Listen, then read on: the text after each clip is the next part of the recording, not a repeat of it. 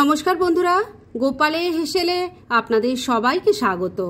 পটল দিয়ে নিশ্চয়ই আপনারা অনেকে অনেক রকমের রেসিপি ট্রাই করেছেন, তাই আজকে আমি পটলের ভাপা পাতুরির রেসিপিটা আপনাদের সাথে শেয়ার করছি, যেটা খুব কম সময় কম উপকরণে তৈরি হয়ে যাবে, অথচ গরম ভাতের সাথে খেতে ভীষণ ভালো লাগবে।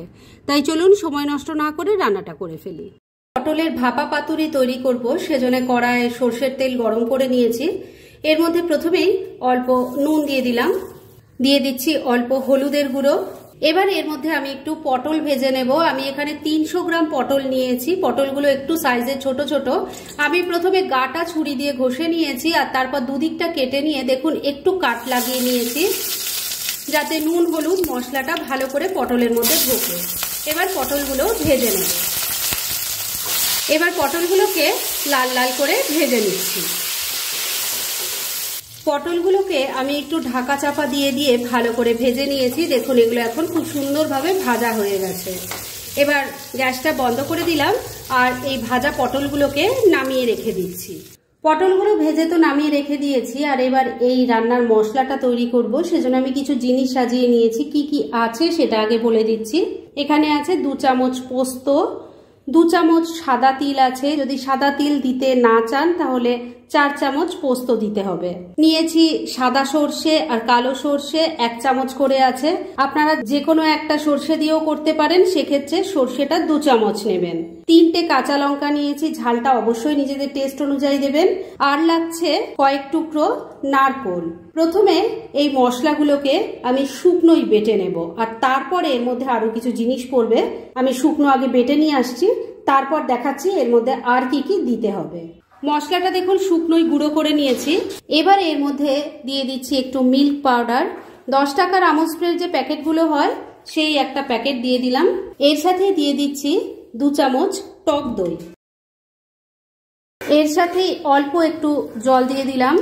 এবার এটা বেটে নিয়ে একটা মিহি পেস্ট তৈরি করে ফিরে আসছি। মশলাটা বেটে নিয়ে একটা মিহি পেস্ট তৈরি করে রেখে দিয়েছি। আর এবার ভাপা পাতুরিটা তৈরি করব, সেজন্য একটা টিফিন বক্স নিয়ে নিয়েছি।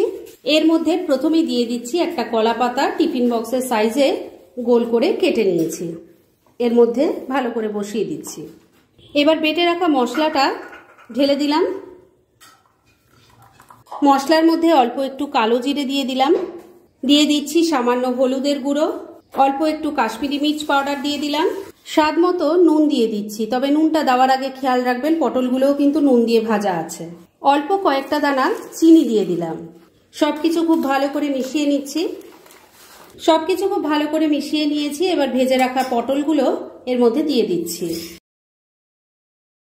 সমস্ত পটলগুলো মশলার মধ্যে দিয়ে দিয়েছি। এবার মিক্সির জারটায় অনেকটা মশলা লেগে আছে, তার মধ্যে অল্প জল নিয়ে দিয়ে দিলাম।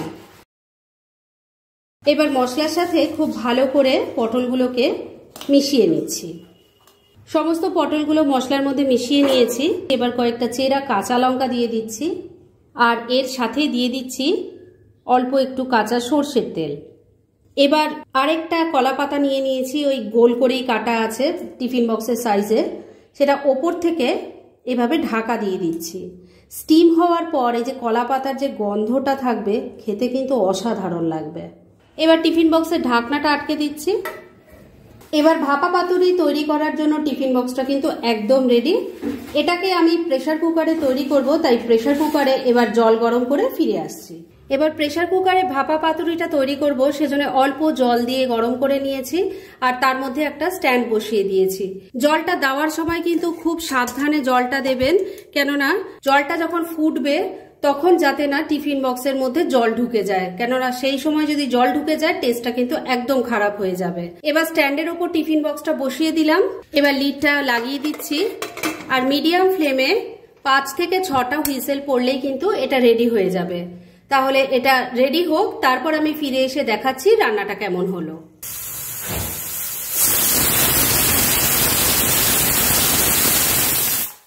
প্রেসার কুকারে 5টা হুইসেল পড়ে যাওয়ার পর আমি গ্যাসটা বন্ধ করে দিয়েছিলাম, আর তারপর পুরো প্রেসার কুকারের প্রেসারটা বেরিয়ে যাওয়ার পর লিডটা খুলেছি। পটলের ভাপা পাতুরি কিন্তু এবার একদম রেডি। তবে এক্ষুনি আমি টিফিন বক্সটা প্রেসার কুকার থেকে বার করতে পারছি না, কেননা দেখতেই পাচ্ছেন এটা প্রচন্ড গরম আছে।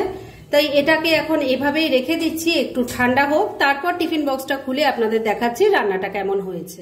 ফ্রেন্ডস, আমার আজকের এই দুর্দান্ত স্বাদের পটলের ভাপা পাতুরির রেসিপি একদম রেডি হয়ে গেছে এবং আমি সার্ভ করে দিয়েছি। ভীষণ ইজি রেসিপিটা, কিন্তু খেতে অসাধারণ হয় আর খুব কম সময় এটা তৈরিও হয়ে যায়। তাই দেরি না করে পারলে এটা আজই একবার ট্রাই করে ফেলুন, আর তারপর কেমন লাগলো সেটা প্লিজ কমেন্ট করে জানাবেন।